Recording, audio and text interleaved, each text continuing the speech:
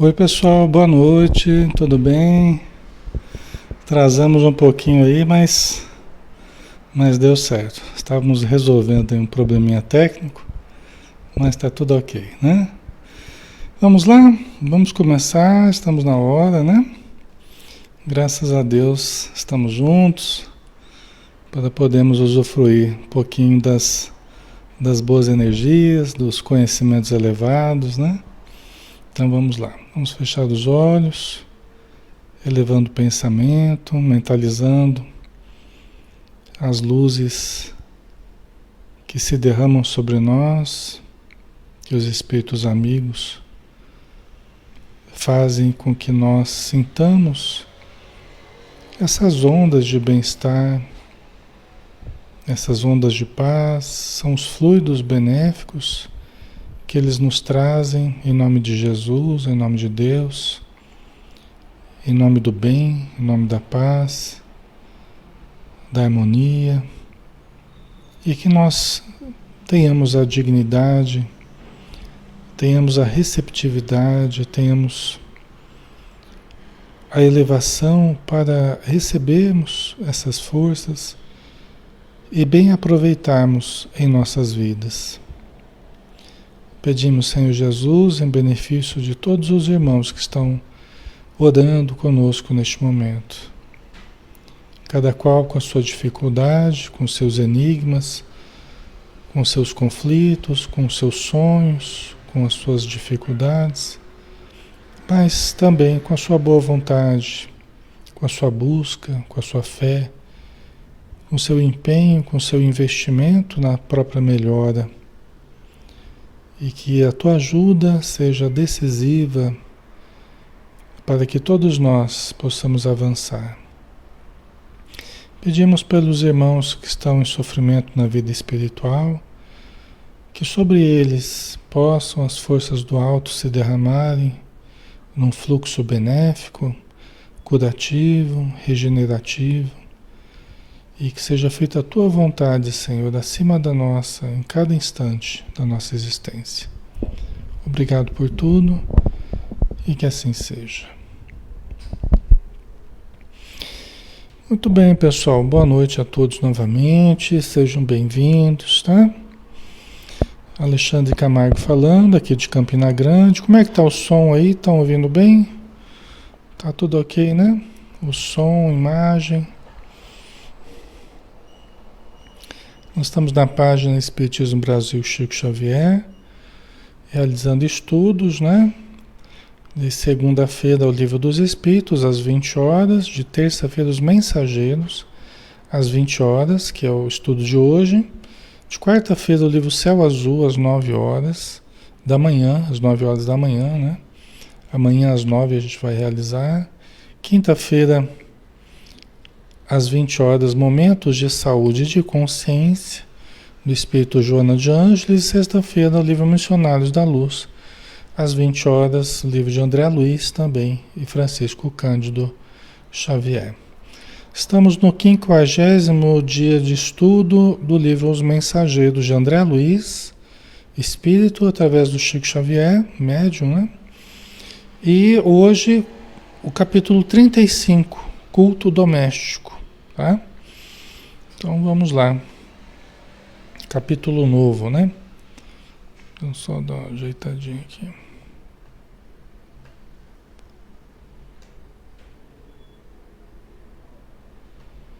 Prontinho.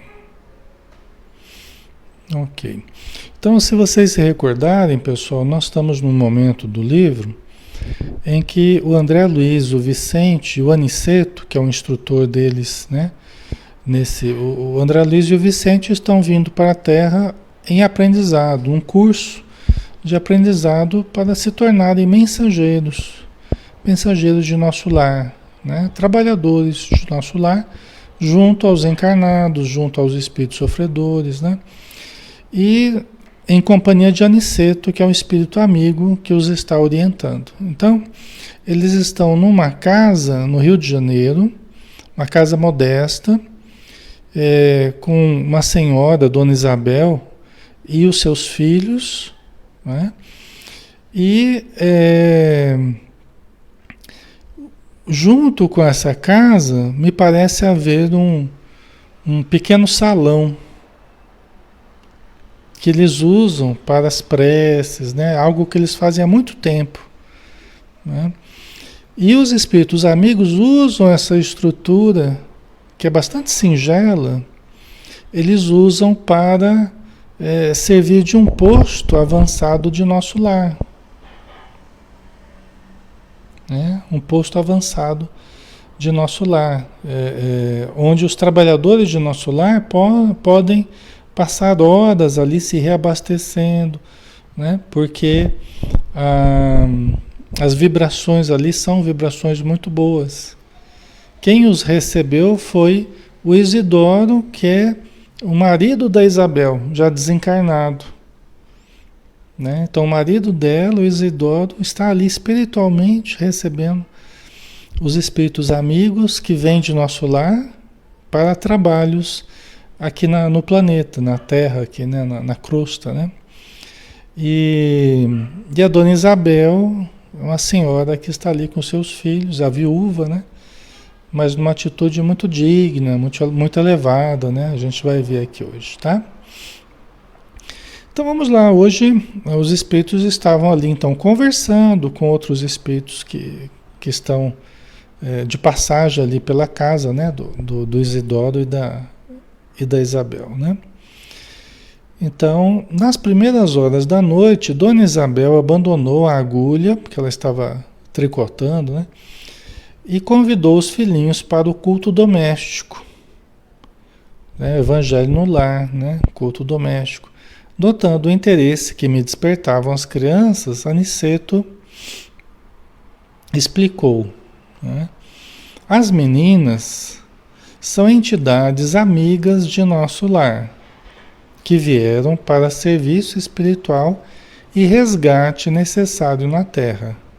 O mesmo, porém, não acontece ao pequeno, que procede de região inferior, né? Então veja bem, né? Se eu não me engano, são 3 meninas, né? A gente vai ver aqui certinho. E tem um menino, né? Então, as meninas são entidades amigas de nosso lar.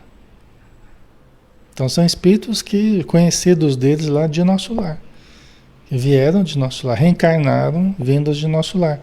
E o menino pequeno, né? Ele procede de uma região inferior, né? Porque na Terra há essa possibilidade, né? Há a possibilidade de se aproximar espíritos mais elevados com espíritos menos elevados, de procedência das regiões umbralinas, que estavam numa situação mais precária. Por que os espíritos amigos fazem isso? Para que, junto de alguém muito necessitado, hajam espíritos de uma condição melhor que possa ajudar, que possa servir de exemplo, de fator educativo, né? Tá? Então, na verdade, acaba sendo uma bênção, né? Mesmo que a gente não tenha condição, renascer num grupo que tem mais condição, você acaba recebendo muita ajuda para evoluir, né? É uma bênção, tá? Mas essa é a condição dele no momento, né? A Inês, né? Evangelho no lar é uma bênção, exatamente, é isso mesmo. De fato, eu identificava perfeitamente a situação. O Rapazola não se revestia de substância luminosa e atendia ao convite materno não como quem se alegra, mas como quem obedece, né? Então, a mãe chamou as crianças, os filhos, para o culto doméstico, mas o André Luiz percebeu a diferença da reação entre as meninas e o menino. Ele percebeu perfeitamente a situação. As meninas se revestiam de luz e o menino, ele não se revestia dessa substância luminosa. E ele atendia ao convite da mãe como quem obedecia, não como quem se alegrava, né? É diferente, né?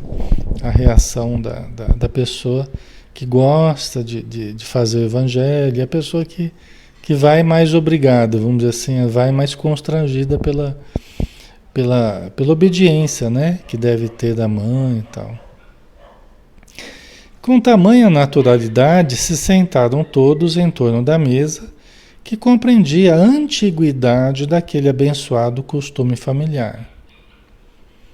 Que, né, coisa, André Luiz percebeu que tudo ocorreu tão natural, a pessoa atendeu ao convite ali, foi para a mesa e todo mundo se ajeitou ali, que o André Luiz percebeu que já era antigo esse hábito, né? Que já era um abençoado costume familiar.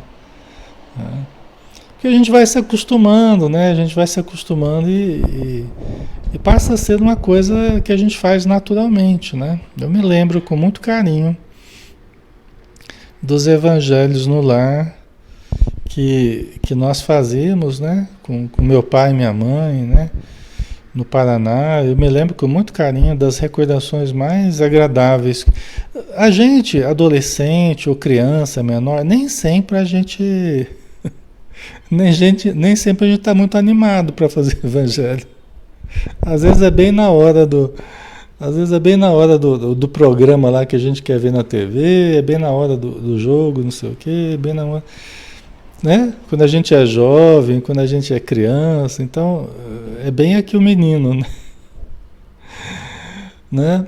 Mas eu me lembro com muito carinho o somatório de todos os anos que nós fizemos isso, né? Porque foi todo o tempo que eu fiquei, né, de solteiro, né, que eu fiquei, sempre fez evangelho no lar, né?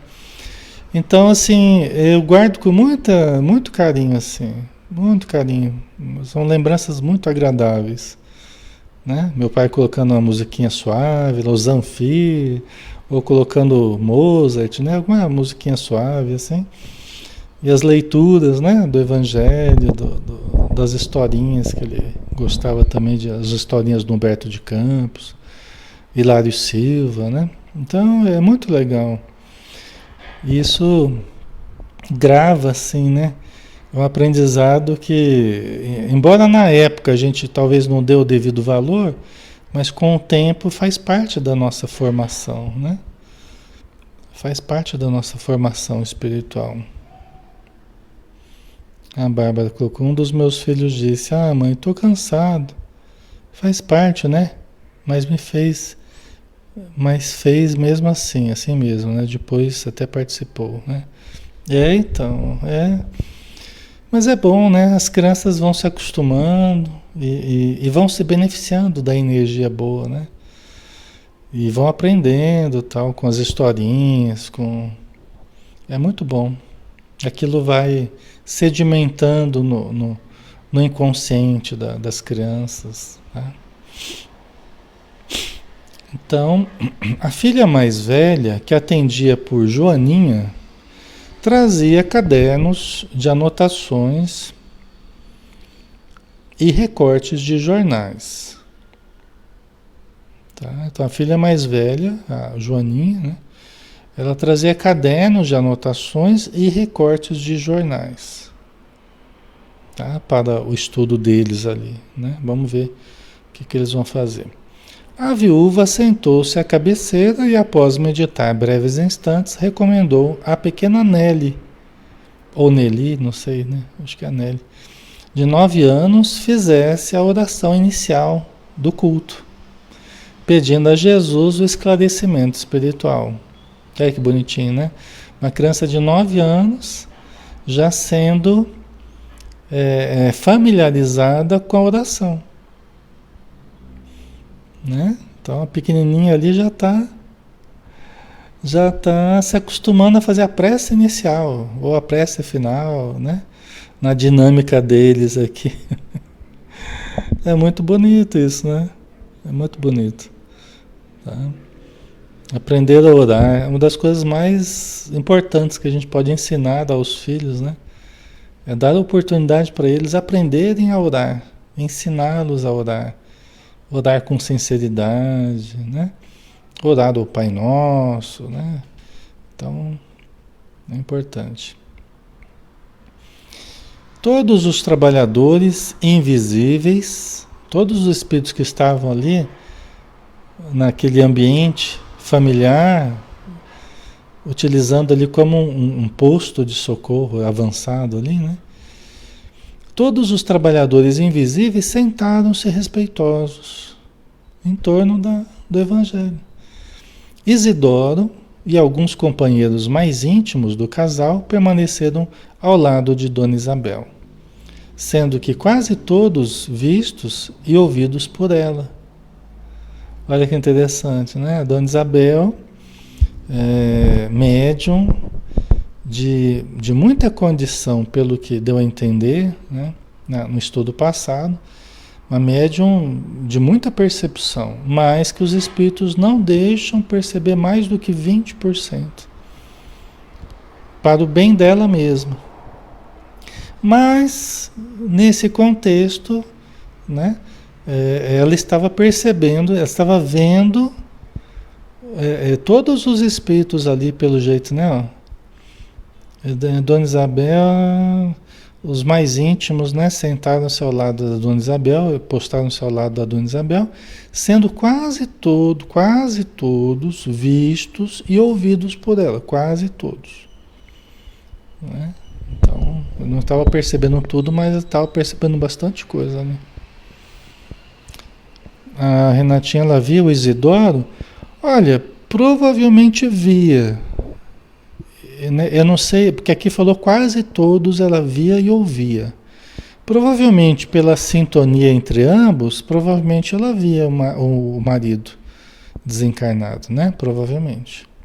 Ele está em boa condição, ele está ajudando, ele é o coordenador ali do ambiente. Continua sendo ali né? A pessoa que mantém o equilíbrio em casa ali, né? Então, logo começou aquele serviço espiritual da família, as luzes ambientes se tornaram muito mais intensas. Olha só, né? Tão logo começou aquele serviço espiritual da família, as luzes ambientes se tornaram muito mais intensas. Né? E aqui não estamos falando de luz material, nós estamos falando de luz espiritual. Quer dizer que as luzes dentro da casa deles se tornou mais intensa pela ligação da oração, daquele momento solene espiritual, né?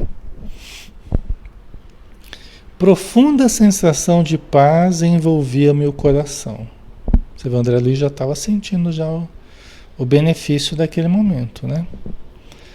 A pequena Nelly, em voz comovente, fez a prece.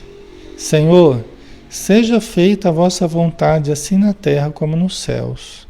Se está em vosso santo desígnio que recebamos mais luz, permiti, Senhor, tenhamos bastante compreensão no trabalho evangélico. Aí que prece bonitinha que ela fez. Né? Dai-nos o pão da alma, a água da vida eterna. Sede em nossos corações, agora e sempre, assim seja. Né? Ele sabe fazer bem a prece, né? Porque a prece está muito bem feitinha. O exercício leva a correção, né? Leva ao desenvolvimento, né? Ao aprendizado. Dona Isabel pediu à filha mais velha lesse uma página instrutiva e consoladora. E em seguida, algum fato interessante do noticiário comum, ao que Joaninha atendeu, lendo pequeno capítulo de um livro doutrinário sobre a irreflexão e um episódio triste de jornal leigo. Né? Então a mãe pediu para ela fazer uma leitura instrutiva de um determinado livro doutrinário, aqui não falou qual, mas era um texto sobre a irreflexão. E depois ela leria um episódio do noticiário da época. Fazia parte ali do exercício deles ali do Evangelho, ler um trecho doutrinário e trazer dali algum fato, acontecimento atual, né? Então ela trouxe um episódio triste de um jornal leigo, tá? De um jornal normal, né? A primogênita de Isidoro, que revelava muita doçura e afabilidade, parecia impressionada. Tratava-se de uma jovem de bairro distante, vítima de suicídio doloroso. O repórter gravara a cena com característicos muito fortes. A leitora estava trêmula, sensibilizada. Né? A Helena colocou aqui: o Evangelho no lar basta fazer uma vez por semana? Os Espíritos nos dizem para pelo menos uma vez por semana. Não é proibido que se faça mais vezes. A questão é a nossa disponibilidade, né? A questão é o nosso tempo disponível, né?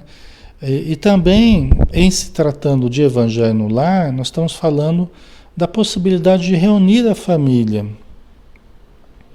né? E reunir a família, como qualquer grupo, você conciliar horários, você ter possibilidade de várias vezes na semana fazer o Evangelho, é mais difícil, né? Então, pelo menos uma vez na semana, se for possível, reunir a família. Se não for possível, faz-se com quem quiser participar, né? Em se tratando de pessoas já mais crescidas, né? Que fica difícil, às vezes que queiram participar, né? Então, a gente faz com quem quiser, né? Quem quiser participar do Evangelho, tá? Então, estabelece-se normalmente pelo menos uma vez por semana, tá? E já tem um resultado muito bom ao longo do tempo. Se a gente conseguir manter esse hábito, é maravilhoso, tá? Muito bom mesmo, né? A Bárbara colocou: Alexandre, podemos utilizar qualquer livro espírita para fazer o Evangelho? Ou somente o Evangelho segundo o Espiritismo? Olha, a gente pode usar o Evangelho segundo o Espiritismo, né? Mas a gente pode usar também, às vezes, para variar. Depende do que a família, do que o grupo, ou do que o casal, né? Achar melhor ali para aquele grupo. Tá? Porque às vezes, dependendo se tem crianças junto ali, às vezes pode se fazer uma leitura mais rápida de um trechinho, por exemplo, de Emmanuel, né? De uma historinha do Humberto de Campos, do Hilário Silva, do Neio Lúcio, né? Então, assim, aí não tem algo tão rígido assim, não, tem que ser sempre o Evangelho segundo o Espiritismo. Durante todo o tempo aí, muito a gente usou o Evangelho segundo o Espiritismo, mas muitas vezes associado também a alguma outra obra, né? De alguma historinha. Então depende da assembleia que a gente tem ali, depende das características das pessoas que estão ali, tá? Se tem mais idade ou menos idade. Então aí vai ser dosado, né? Inclusive o tempo que se lê. Né? Então, dependendo do público, às vezes você faz uma leitura mais breve. Eu até falo para o pessoal, eu recomendo assim, mesmo fazendo o Evangelho segundo o Espiritismo, ou qualquer leitura que seja, quando a família está muito em pé de guerra, quando a família está muito desequilibrada ainda, está começando a implantar o Evangelho, eu aconselho até, a princípio, né?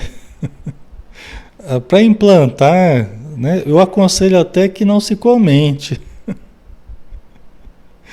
Tá? Faça a leitura do Evangelho, faz uma prece de abertura, faz uma leitura do Evangelho, não muito longa, né? Mas faz uma leitura do Evangelho, uma prece final, faz né, coloca ali água para fluidificar. Por que eu falo isso? É porque às vezes a família ela tá tentando se estruturar. Ela está tentando. O pessoal está brigando muito ali. E às vezes o Evangelho, se começa as pessoas a comentarem, a coisa ainda está tão quente ali em termos de conflitos, que às vezes o próprio assunto do Evangelho já vira motivo para discussão. Entendeu? Então, às vezes é mais interessante, a princípio, Faz um pouco mais rápido, né? Faz uma prece, faz uma leitura, por ninguém comenta, fica aquela leitura, fica aquela reflexão no ar, cada um tira suas conclusões, né? Depois faz uma prece e encerra, né? Mas isso é algo que cabe às pessoas, né? Identificarem as necessidades, né? E a possibilidade de um diálogo mais. Às vezes vem alguém que ajuda a implantar o evangelho, né? Às vezes um amigo, um parente. Então, geralmente quando tem alguém de fora, o pessoal se controla um pouco mais, o pessoal já é mais cuidadoso, né? Nos comentários e tal, aí pode até funcionar melhor. Mas quando é só a família, sozinha, assim, é mais perigoso a coisa. Eu falo porque eu já vi evangelho no lar acabarem em briga mesmo. Tá? Então, às vezes a coisa ainda está bem complicada, né? Certo? Então, tem várias possibilidades aí de livros pequenos, para criança, para jovem, né? E não é difícil achar, né? Tem vários livros que a gente pode usar. Os livrinhos do Emmanuel, do Evangelho, né? Pão Nosso, Vinha de Luz, Fonte Viva, Caminho, Verdade e Vida, são livros interessantes, né? Livros de mensagens curtas, né? É bem interessante. O próprio Minuto de Sabedoria, ele é muito bom também, né? Um trechinho curto, uma linguagem fácil, né? Mas aí não tem nada assim tão determinante assim, né? Tem que ser tal livro. Não, não é. Depende muito da assembleia que a gente tem, né? Certo? Então vamos lá, né? Então ela leu um trecho de um livro falando sobre irreflexão e depois ela leu uma notícia de um suicídio de uma jovem. E talvez a Dona Isabel quisesse justamente criar o hábito das meninas ou das crianças ali estarem ligadas ao que ocorre na atualidade, mas fazerem sempre a ponte com o conhecimento doutrinário. Até para que entenda a relação entre a realidade de fora e o conhecimento interior, e dentro de casa, o conhecimento espiritual, que elas estão tendo contato, né? O que é uma coisa muito interessante da gente observar, né? Certo? Assim que a Joaninha terminou, Dona Isabel abriu o Novo Testamento como se estivesse procedendo ao acaso. Mas em verdade eu via que Isidoro, do nosso plano, intervinha na operação, ajudando a focalizar o assunto da noite, né? Então, aí a Dona Isabel ela ia fazer também uma leitura do Novo Testamento, tá? Então, e nem era o Evangelho segundo o Espiritismo, exatamente o Evangelho segundo o Espiritismo, a leitura do Novo Testamento, né? Quer dizer, um dos evangelhos lá do Mateus, Marcos, Lucas e João, né? Algum deles lá. E ela abriu ao acaso, mas na verdade não era ao acaso, não era uma abertura aleatória. Por quê? Porque o marido dela, o Isidoro, ele estava do plano espiritual ali presente, né? Ele estava auxiliando na operação dela de abrir o livro, né? Ajudando a focalizar o assunto. E é muito interessante as coincidências, entre aspas, né, que ocorrem nesses estudos, assim, é muito interessante, porque os espíritos, eles demonstram mesmo para a gente que eles estão, nós estamos aqui, estamos ajudando. E é muito interessante como que casa, né, com o que a gente está passando durante o dia, ou está conversando naquela hora, né? Muito interessante. A seguir, fixou o olhar na página pequenina e falou: a mensagem e versículo de hoje, meus filhos, está no capítulo 13 do Evangelho de São Mateus. E lendo o versículo 31, fê-lo em voz alta. Outra parábola lhes propôs, dizendo: o reino dos céus é semelhante ao grão de mostarda, que o homem tomou e semeou no seu campo. né? Então, a parábola do grão de mostarda, né? Observei, então, um fenômeno curioso. Um amigo espiritual que reconheci de nobilíssima condição, pelas vestes resplandecentes, colocou a destra sob a fronte da generosa viúva.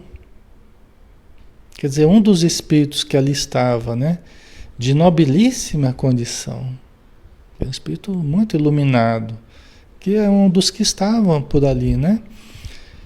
Pelas vestes resplandecentes, o André Luiz percebeu a condição nobre dele, né? E aí ele colocou a mão sobre a fronte da Isabel, né? Antes que lhe perguntasse, Aniceto explicou em voz quase imperceptível: aquele é o nosso irmão Fábio Aleto, que vai dar a interpretação espiritual do texto lido, né? Os que estiverem nas mesmas condições dele poderão ouvir-lhe os pensamentos. Então veja bem, nós estamos aqui no Evangelho no lar, uma mãe com seus filhos. É claro que a casa dela, pela conduta dela e do marido ao longo do tempo, pela sua tradição espiritual, seus hábitos espiritualizados, transformaram o próprio lar num reduto de passagem ali de espíritos evoluídos, de espíritos iluminados, né? Então agora eles escolhem o benefício disso. Você vê numa simples interpretação do Evangelho de Jesus, um espírito de uma alta condição está ali, vai dar a interpretação, vai ajudar ali na interpretação. Quem dos espíritos estiver em condição de captar os pensamentos, ouvir os pensamentos, vai ouvir a interpretação, né? Quem estiver numa condição menor vai captar menos dos pensamentos dele, né? Mas os que estiverem em zona mental inferior receberão os valores interpretativos, como acontece entre os encarnados, isto é, teremos a luz espiritual do verbo de Fábio na tradução do verbo materializado de Isabel. Quer dizer, aqueles que estiverem numa condição menor, tanto espiritualmente quanto os encarnados, ouvirão a interpretação dele através das possibilidades mediúnicas da Isabel. Não que ela estivesse incorporada, ela não está incorporada, mas ela está recebendo o fluxo do pensamento dele via intuição. Ela não precisa estar exatamente incorporada, né? Certo? Ok, pessoal? Tá tranquilo, né? Então vamos lá. Nosso mentor não poderia ser mais explícito. Em poucas palavras, fornecera-me a súmula da extensa lição, né? Quer dizer, aqueles que conseguiram, tiveram alcance dos pensamentos do Fábio, vão captar os pensamentos, a interpretação dele cristalina, bela, né? Como ele mesmo está fazendo. Mas quem estiver numa condição menor vai ouvir a Isabel, que vai dar a mistura da interpretação dele com o pensamento dela, né? Notei que a viúva de Isidoro entrara em profunda concentração e por alguns momentos, como se estivesse absorvendo a luz que a rodeava, né? Então ela estava em profunda concentração, né? Como que absorvendo as forças que a rodeavam. Antes de fazer sempre os estudos com vocês aqui, eu sempre faço alguns minutos de concentração. Aí começa a sentir, né? Minutos antes eu começo a sentir o fluxo de energia, né? Eu percebo, né, que a espiritualidade, tipo assim, ó, tamo junto, né? Então é mais ou menos isso aqui, né? Ela está parada, concentrada, absorvendo essa energia, né? Recebendo essa atitude receptiva, né? Em seguida, revelando extraordinária firmeza no olhar, iniciou o comentário. Né? Quer dizer que alguma coisa transparecia nela, né? Alguma coisa transparecia, né? Demonstrando extraordinária firmeza no olhar, né? Parece que adquiriu uma segurança diferente ali e iniciou o comentário. É porque aí está havendo uma mistura, né? De características do Fábio, provavelmente com ela, né? Lemos hoje, meus filhos, uma página sobre a irreflexão e a notícia de um suicídio em tristíssimas circunstâncias. Afirma o jornal que a jovem suicida se matou por excessivo amor. Entretanto, pelo que vimos aprendendo, estamos certos de que ninguém comete erros por amar verdadeiramente. Então, é muito importante essa correção de conceitos, né? É muito importante essa correção, porque o senso comum, ele traz conceitos, né? Os jornalistas trazem conceitos que muitas vezes não são alinhados e não são corretos do ponto de vista espiritual, do como os espíritos nos explicam. Então é muito comum as pessoas falarem, a pessoa está sofrendo porque está amando demais. Né? Então é o caso aqui, né? Afirma o jornal que a jovem suicida se matou por excessivo amor. Aí a mulher, Dona Isabel, fala, né? Entretanto, pelo que vimos aprendendo, pelo que a gente tem estudado, né? Estamos certos de que ninguém comete erros por amar verdadeiramente. Quer dizer, o erro não é por amar verdadeiramente, né? Os erros ocorrem por conflitos, por carências, por inseguranças, né? Por várias dificuldades emocionais, psicológicas, advindas dos nossos problemas, né? Dos nossos defeitos, né? Dos nossos enigmas íntimos, né? Não é exatamente por causa do amor, né? O amor não é o que nos faz mal, né?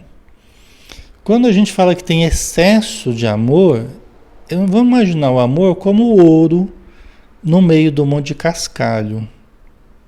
De modo que separar o que é de fato amor do que é insegurança, do que é transferência, as transferências do ego, né? Do que é conflito íntimo, carência, entendeu? Então isso tudo se mistura, às vezes há um pouquinho de amor, né? E a gente acha que tudo é manifestação do amor. Entendeu? E aí que está o problema, o equívoco de conceito. Né? A gente acaba interpretando isso como um problema porque a pessoa está amando demais. Né? Quando a gente fala que está amando demais, nessa paixão, é porque na verdade tem muito mais de outras coisas, não exatamente de amor. Né? Tá? Certo? O amor liberta, né? O amor fortalece, o amor dulcifica, o amor eleva, o amor se expande, ilumina, entendeu? É diferente, né? Os que amam de fato são cultivadores da vida e nunca espalham a morte. Né? É o pensamento do Fábio Aleto, traduzido pela Dona Isabel. Né? Os que amam de fato são cultivadores da vida e nunca espalham a morte. A pobrezinha estava doente, perturbada, irrefletida. Entregou-se à paixão, que confunde o raciocínio e rebaixa o sentimento. Né? Então, é essa mistura de amor e paixão, que são coisas diferentes. Tá? São coisas, né, bem diferentes. Tá? Mas é que a gente confunde, né? A paixão, ela tem muito de aspectos físicos, tem muito de desequilíbrio emocional, né? A paixão tem muito de expressão de carência, né? De expressão de insegurança, de transferência, né? Tanto que a Joana de Ângeles, no livro O Ser Consciente, ela fala, né, dos fatores de desequilíbrio, né? Aí ela cita a paixão, o amor-paixão, né?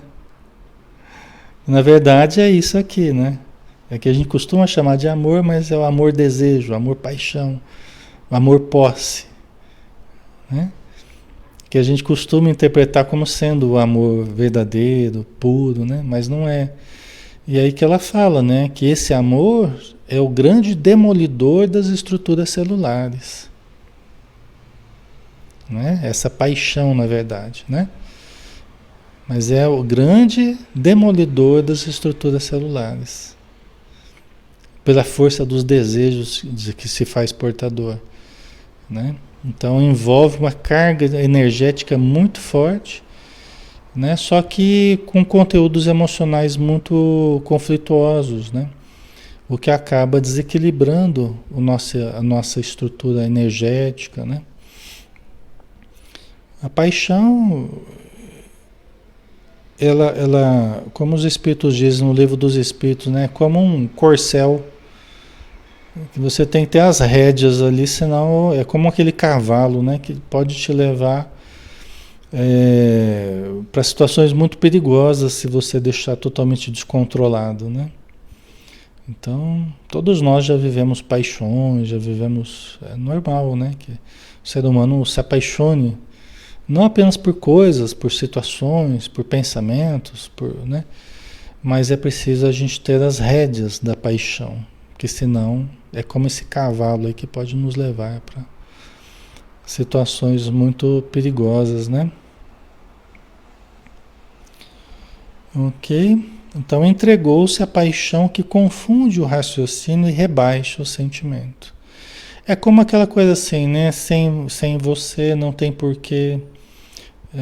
Você é tudo para mim, não tem razão viver sem você, né? Isso é bem característico dessa situação de confusão de amor com paixão e dos conflitos, né? Com o amor, né? De modo que a gente faz da posse do outro a nossa identidade. Eu não sou ninguém sem ter você. Quem eu sou? Ninguém. Quando? Se eu não tenho você. Entendeu? Então é uma mistura da nossa identidade, né? Quem eu não sou ninguém sem ter você. Você é tudo para mim, né? Quer dizer, eu tô saindo do meu eixo e eu estou fazendo o meu eixo outro, e estou grudando no outro, né? Porque não me conheço, não me amo, eu quero me realizar na posse do outro. Então são as transferências psicológicas, né, que inconscientemente vai se projetando sobre o outro. Tenta abafar o outro, tenta controlar o outro, tenta ter a posse do outro, né? A dependência, né? Acaba condicionando, né, Catherine, como se a sua felicidade fosse condicionada à posse do outro, né? Ou à convivência com o outro, né? Então ela até fala, né, que a gente tenta se sobrepor, a gente tenta subjugar aquele a quem aquele a quem a gente diz amar, né? Então você tenta, né, controlar, né, subjugar aquela pessoa, acaba abafando aquela pessoa a quem você diz amar, né? Então, você vê que dessa forma a gente entende facilmente a inconveniência desse tipo de atitude emocional, mental, emocional, comportamental, né? O que frequentemente acaba em problemas passionais aí. Aliás, um dos motivos mais frequentes ainda hoje são os crimes passionais. São advindos desse tipo de... Se você me deixar, eu acabo com você. Porque eu te amo, você não pode me deixar. Você vê que contradição, né? porque eu te amo. Né? Quer dizer, eu sou capaz de matar porque eu amo, porque não tem sentido, né? Mas aí é pura dependência, posse, né? É que quando a gente não se conhece, não se ama, a gente se sente inseguro perante a vida. Como é que eu vou fazer sozinho? Né? Então, quando a gente fala assim, mas eu te amo, eu estou dizendo, eu preciso de você. Que é bem diferente, você precisar e você amar. Mas eu te amo, como quem diz, eu preciso de você, você não pode me deixar. Né? Tá?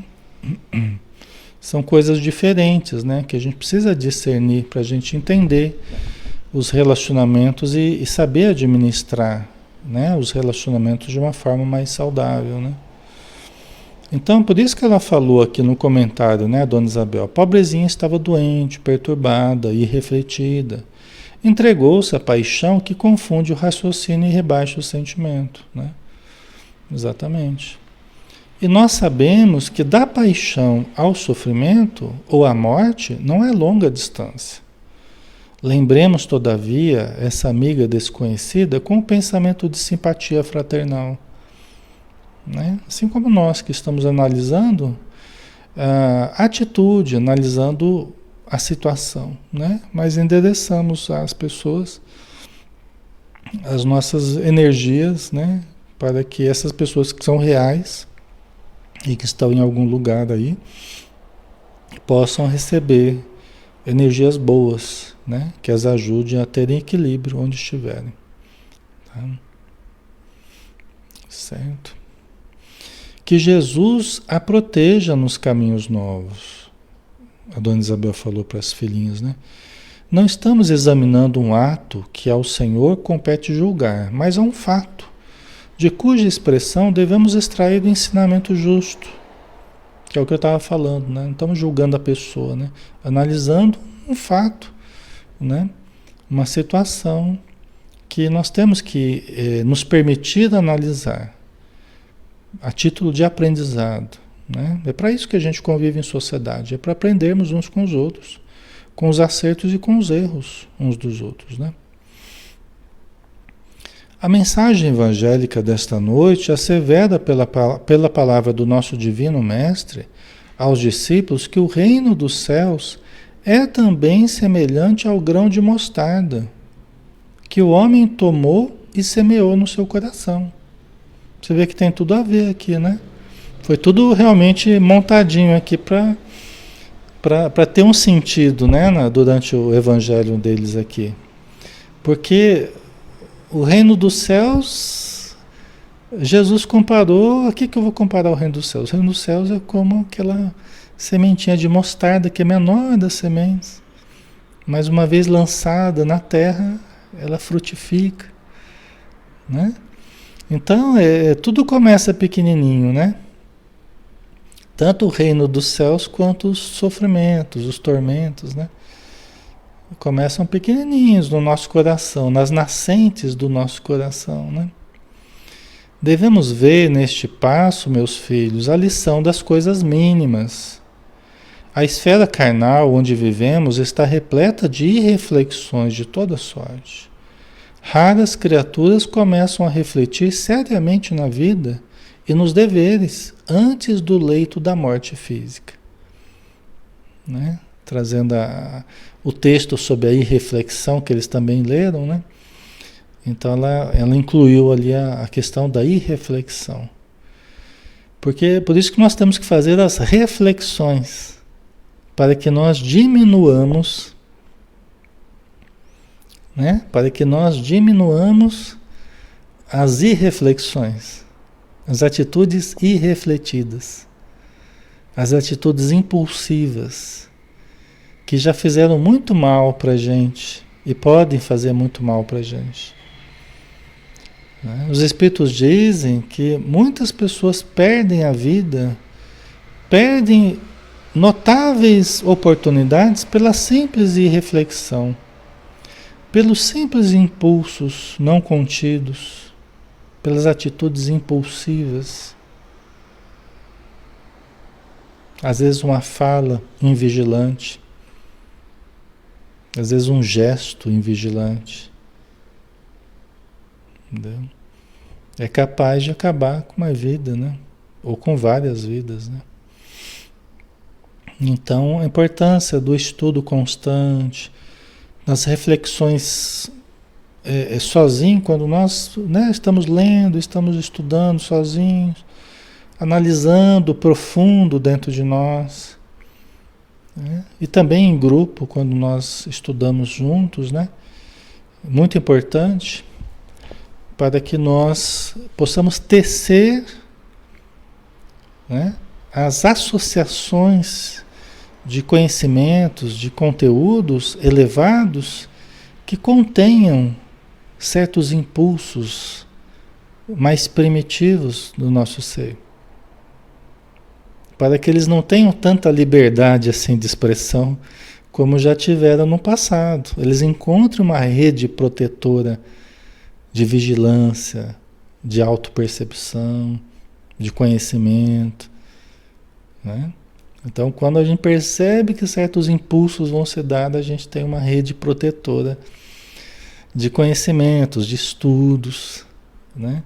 E os estudos, por exemplo, é importante que sejam diários, para que a gente esteja sempre com as lições fresquinhas na mente, né? Hoje à noite, amanhã cedo, a gente esteja com aquilo o mais fresquinho possível.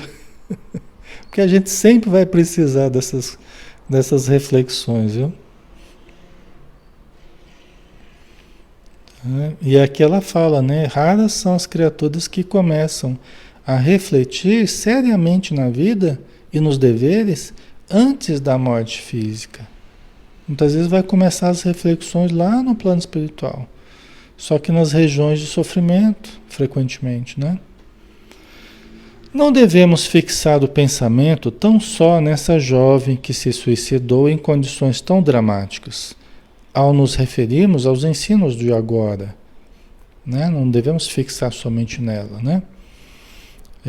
Há homens e mulheres com maiores responsabilidades em todos os bairros que evidenciam paixões nefastas e destruidoras no campo dos sentimentos, dos negócios, das relações sociais, né? A Dona Isabel e o Fábio Aleto que estão expandindo para não ficar apenas nessa situação pontual da moça, mas trazendo para outras questões, né? Onde as paixões, que a gente falou anteriormente, né? As paixões acabam se expressando, né? De várias formas, né? De modo desequilibrado, né? As mentes desequilibradas pela irreflexão permanecem neste mundo quase por toda parte. É que nos temos descuidado das coisas pequeninas. O nosso planeta tem muito que se aprimorar ainda, né, pessoal?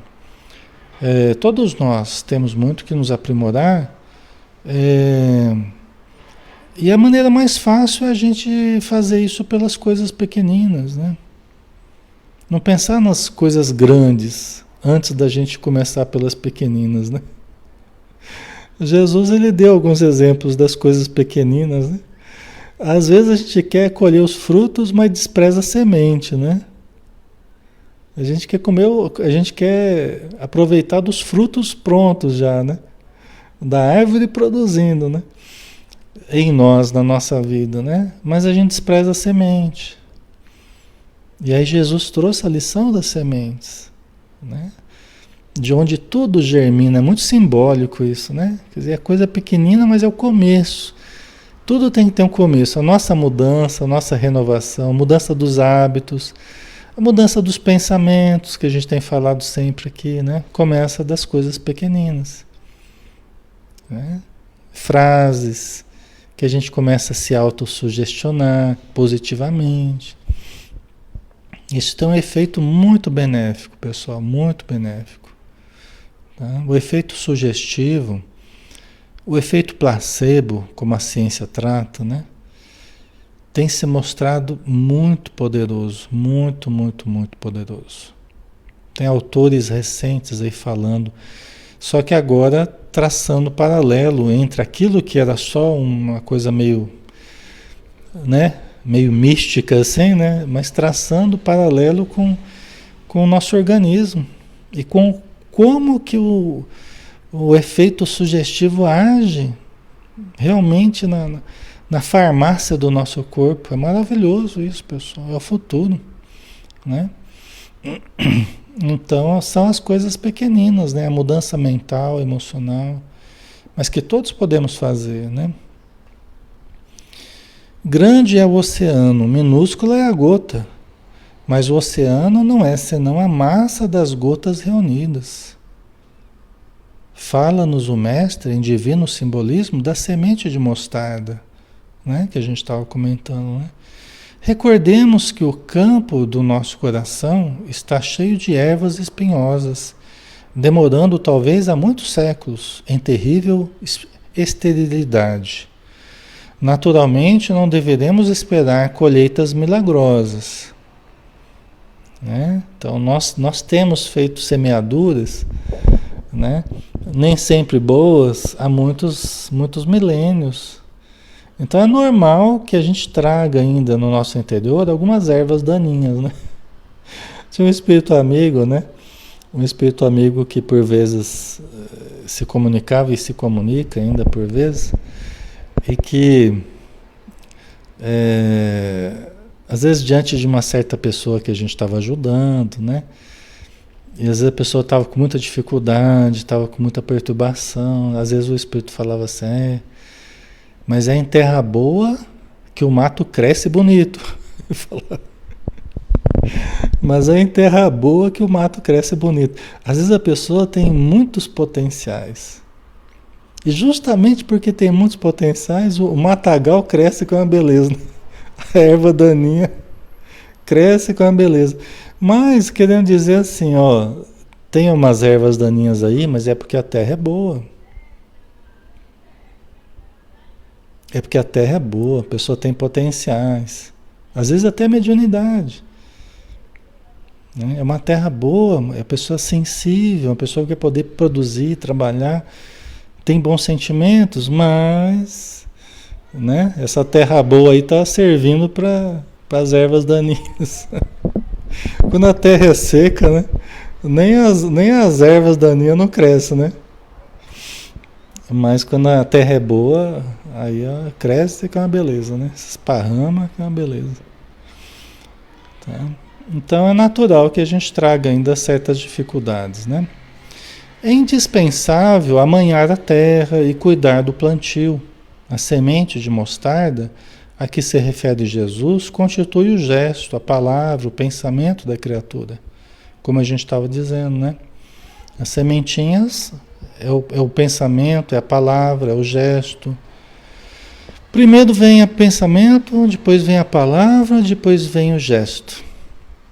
Os gestos são a germinação dos nossos pensamentos, né? Então a gente geralmente começa pensando, aí daqui a pouco a gente prossegue falando. Quando a gente está falando é porque a gente já pensou e começa a externar. E depois da fala, a fala prepara as atitudes, né? Então depois da fala geralmente vem as atitudes, né? E em todas essas etapas aí nós precisamos vigiar. Precisamos tomar cuidado. Há muitas pessoas que falam bastante em humildade, mas nunca revelam um gesto de obediência. Né? E para a gente ser humilde, a gente precisa ser obediente. Para a gente demonstrar humildade perante a vida, perante Deus, nós precisamos nos colocar em atitude de reverência a Deus, de obediência às leis divinas, né? Entendendo que Deus tudo sabe, e eu não sei nem o que eu quero, geralmente, né? Jamais realizaremos a bondade sem começarmos a ser bons, não é? Então, o exercício, né, de nos tornarmos melhores, né? Temos esperança, né, Bárbara? Temos sim, Ixi Maria. É o que mais temos, né? Tá? Nós já estamos acabando, pessoal, só falta só mais um tiquinho. Aí acaba o capítulo, já encerra isso aí. Alguma coisa pequenina há de ser feita antes de edificarmos as grandes coisas. O Senhor ensinou muitas vezes que o reino dos céus está dentro de nós. né?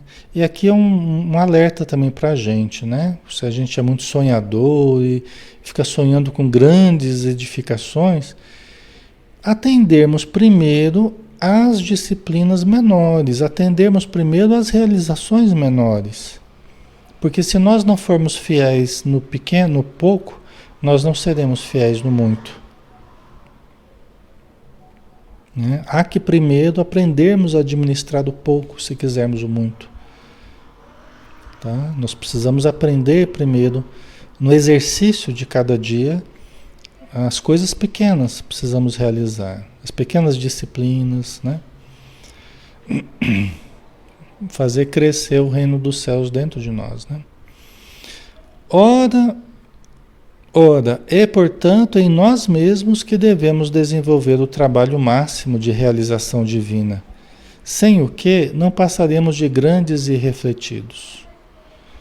Né? Quer dizer, o grande trabalho está dentro de nós, não está fora de nós. Né? É em nós mesmos que devemos realizar. A grande realização é interior, não é exterior. Né? Lógico que pode se estender ao mundo de fora, mas a grande mudança é interior. A floresta também começou de sementes minúsculas, e nós, espiritualmente falando, temos vivido em densa floresta de males, criados por nós mesmos, em razão da invigilância na escolha de sementes espirituais. Então, se a nossa situação hoje está difícil, é essa floresta de males que nós criamos para nós. Por não sabermos escolher bem as sementes que temos semeado. Mas podemos mudar a partir de agora e bola para frente.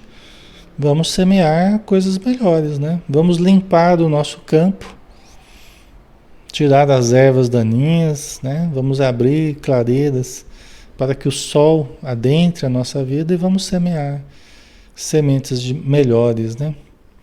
A palestra de 1 hora, o pensamento de um dia, o gesto de um momento podem representar muito em nossas vidas. Tenhamos cuidado com as coisas pequeninas e selecionemos os grãos de mostarda do reino dos céus. Outro dia eu não estava falando para vocês aqui o quanto que em 2 anos aí a gente leu juntos, nós estudamos aí em torno de 8 livros, ou quase 8 livros. É a lição das coisas pequeninas. Cada dia, um dia após o outro, estávamos aqui, durante a pandemia, estudando. Parecia uma coisa pequenina, porque, né, todo dia ali, aquelas conversas, né, a gente conversando, se fortalecendo uns aos outros, mas nós estudamos 8 livros aproximadamente. Não é pouca coisa, né? Então, lembremos que Jesus nada ensinou em vão. Toda vez que pegarmos desses grãos, consoante a palavra divina, semeando-os no campo íntimo, receberemos do Senhor todo o auxílio necessário. É verdade, pessoal. Né? Se a gente faz a nossa parte, deixa que Deus faz o resto. A espiritualidade nos ajuda de todas as formas quando a gente faz a nossa parte, né?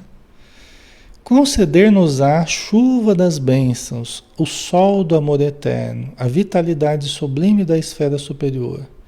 Nossa semeadura crescerá e em breve tempo atingiremos elevadas edificações.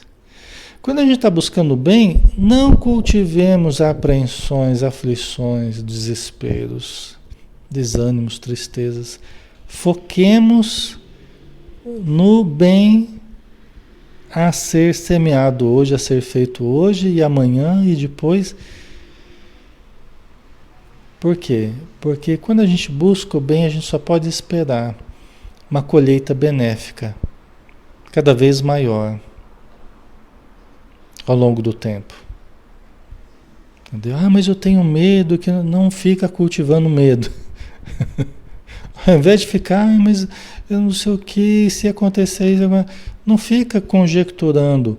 Semeie, trabalhe, transforme esse medo aí em força motriz, né? Porque aquilo que você está temendo, se você trabalhar, se você, né, crescer, desenvolver, não vai ter o objeto do seu medo, não vai. Entendeu? Não vai acontecer. Por quê? Porque você está fazendo por onde desfazer as causas negativas, né? Tá?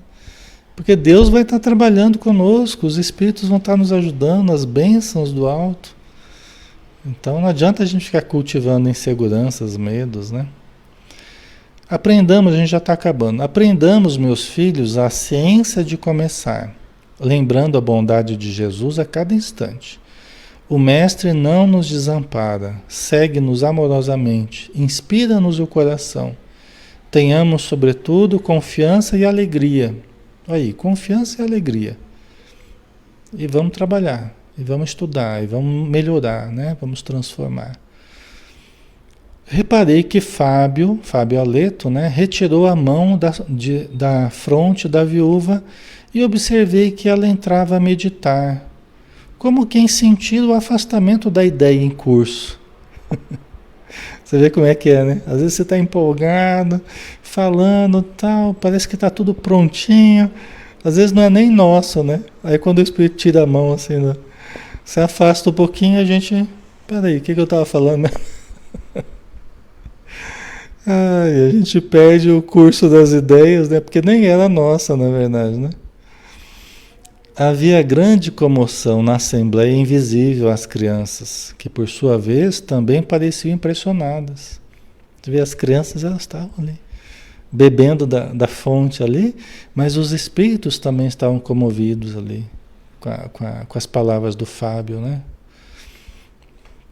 E para terminar, Dona Isabel voltou a contemplar maternalmente os filhos e falou: procuremos agora conversar um pouco. Né? Que tinha sido uma explanaçãozinha, mas agora eles iam trocar ideias ali entre eles, né? Bonito, né? Muito bem, pessoal, finalizamos por hoje então, né? Semana que vem a gente continua um novo capítulo, capítulo 16, né? Tá? Então vamos lá, vamos agradecer por nossa vez a oportunidade que estamos tendo, o jorro de luz que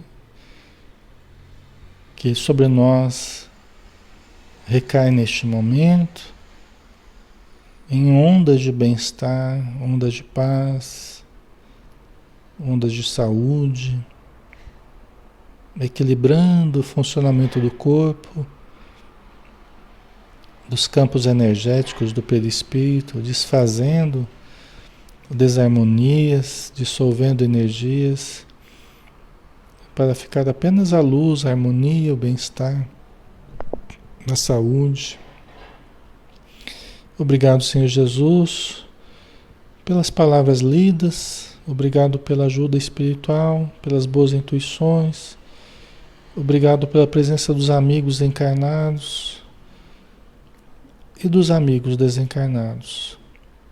Que todos nós possamos nos despedir, para quem sabe logo mais nos encontrarmos espiritualmente, para as atividades contínuas do desenvolvimento espiritual. Muito obrigado, Senhor. Sê conosco, hoje e sempre. Que assim seja. Ok, pessoal. Obrigado pelo carinho de vocês. Obrigado pela presença, tá? Então amanhã a gente está de volta. Amanhã às 9 horas da manhã, né? A gente tem o Céu Azul e a gente conta com vocês, tá bom? Um abração, pessoal. Até mais.